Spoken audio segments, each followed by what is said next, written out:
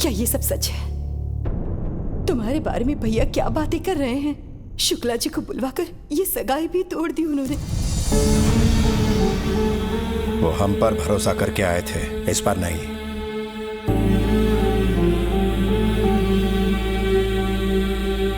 हाँ, आखिर असलियत क्या है जो विकी हमारे सामने खड़ा है, या जो लोगों से सुना वो?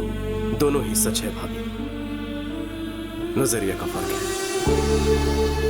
भैया ने कहा मैं नहीं बदल पाया, सच है। भैरवी को चाहता हूं, ये भी सच है। आप सबके साथ रहना चाहता हूं परिवार की तरह, ये भी सच है। क्या वो झूठ था जो मैंने अपनी आंखों से देखा? नहीं भैया, हम दोनों में क्या फर्क है कभी सोचा है? बचपन से ही आप अपनी नजरों से मुझे दुनिया दिखाना चाहते थे, पर मेरी दुनिया कहीं अलग थी। किसी ने हाथ उठाया तो तोड़ दिया, जुल्म के खिलाफ खड़ा रहा, अन्याय को अपने ढंग से जवाब दिया। अपनी गलतियों को जस्टिफाई मत करो। मुझे लगता है मैंने कोई गलत काम नहीं किया है। जो मुझे सही लगा वो किया, बस मैंने आपसे छुपाया। आपकी प्रॉब्लम मुझे ना पता चल जाए, इसलिए आपने सबसे झूठ बुलवाया था।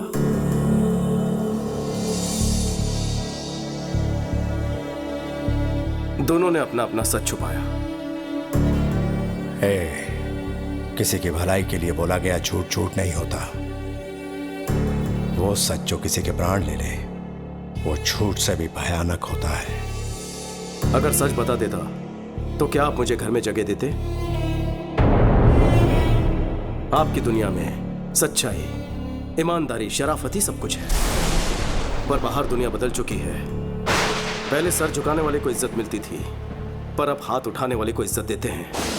पहले गलत को गलत साबित करने के लिए सबूत चाहिए होता था, पर अब सच को सच साबित करने के लिए सबूत चाहिए होता है। दुनिया के साथ साथ सोच बदलनी होगी, आपको बदलना होगा। नहीं बदले तो हिंसा करोगे? इस घर के कुछ आदर्श हैं, इस कुटुंब के कुछ संस्कार हैं। अगर इन्हें नहीं मान सकते तो यहां रह भी नहीं सकते। निकल जाओ यहां से। राजा, जीजा जी। सुनिए जी, ये क्या कह रहे हैं? कोई गैर भी गलती करे तो मैं सह नहीं पाता, तो तुम ही बताओ, मेरा अपना गलती करे तो कैसे बर्दाश्त करूं? इसे कहो चला जाए यहां से।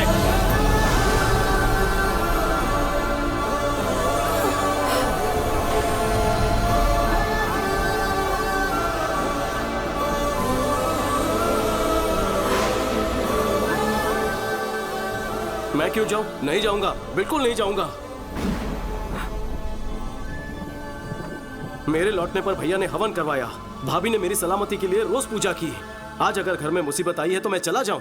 इस घर पर मेरा कोई हक है कि नहीं है? हक है, लेकिन तब जब तू ईमानदार होता, किसी को धोखा नहीं देता। हम हमेशा इस घर की परंपराओं के बारे में, मान मर्यादाओं के बारे में बात करते थे। हक की बात कभी दिल में ही नहीं आई। तुझे अपना हक चाहिए ना? ठीक है, हम यहां से चले जाएंगे।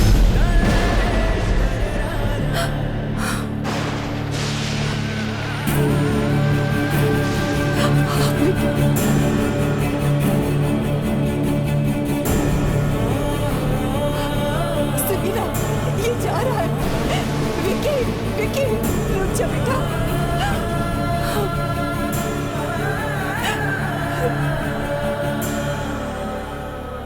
मुझे लगा मेरे आने से भैया को खुशी मिलेगी, लेकिन अब पता चला कि मेरे जाने से उनको सुकून मिलेगा। अब मैं यहां नहीं रुकूंगा भाभी। विकी,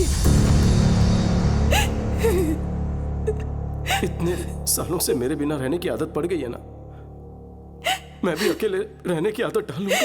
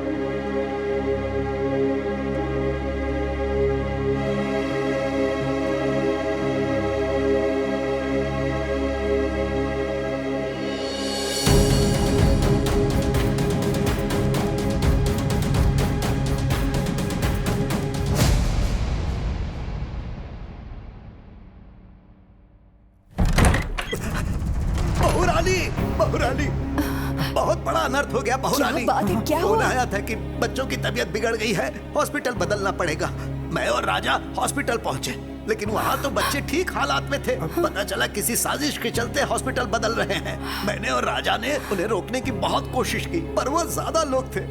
बच्चों के साथ साथ राजा को भी अपने साथ लेकर गए। बहुरानी, हमें तो यकीन है ये सब जीके की ही कोई चाल है। हाँ,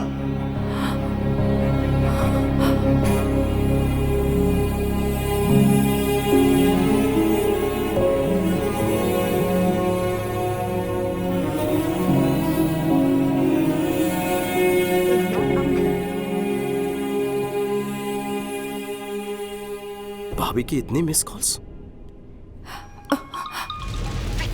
हाँ भाभी। मेरी बात सुनो, आज कोर्ट में तुम्हारे भैया के केस की हियरिंग है, फाइनल हियरिंग। मुझे तुम्हारी जरूरत है।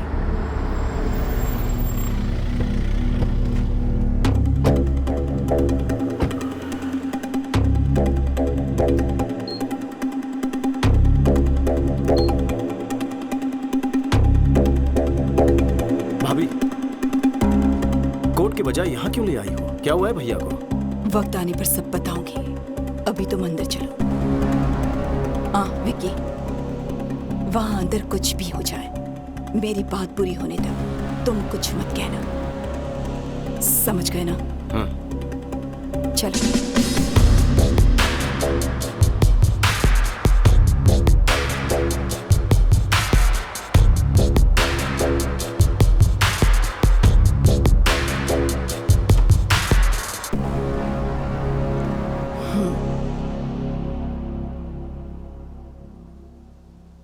पापा राव, मेरे पति कहाँ हैं? जवाब दीजिए कमिश्नर साहब। आज सजा मिलना तय था, इस डर से भाग गया होगा। कोर्ट का फैसला आते ही चूहे को उसके बिल से ढूंढ निकालेंगे। झूठ बोलने की भी हद होती है। बच्चों की आड़ में मेरे पति को हॉस्पिटल में बुलवाकर वहां से उन्हें किडनैप करवाकर कहीं ले गए। पुलिस ने अभी तक कोई एक्शन नहीं लिया है, मतलब कि वो भी तुमसे मिले हैं। अब तुम्हें सच पता नहीं होगा, कहाँ है मेरे पति? एक बार दामाद जी केस जीत जाएं, फिर मैं उसे भी ढूंढ निकालूंगा।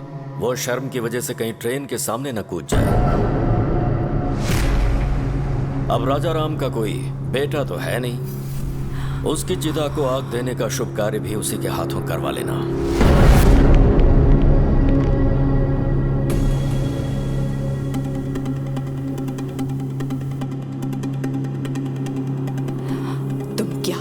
कैसे करोगे मुझे नहीं जानना। मैं कोर्ट में तुम्हारा इंतजार करूंगी, वो कहीं भी क्यों ना हो। 10:30 बजे उन्हें कोर्ट में लाना तुम्हारी जिम्मेदारी है। वो अगर केस हार गए तो मैं सह नहीं पाऊंगी, और वो भाग गए ऐसा इल्जाम बर्दाश्त नहीं होगा।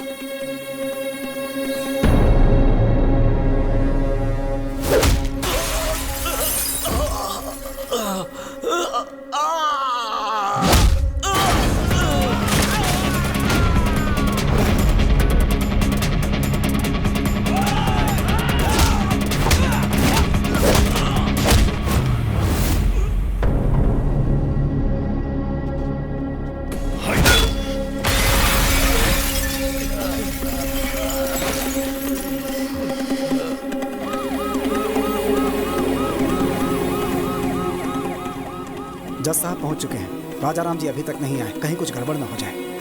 आप चिंता मत कीजिए, वो जरूर आएंगे।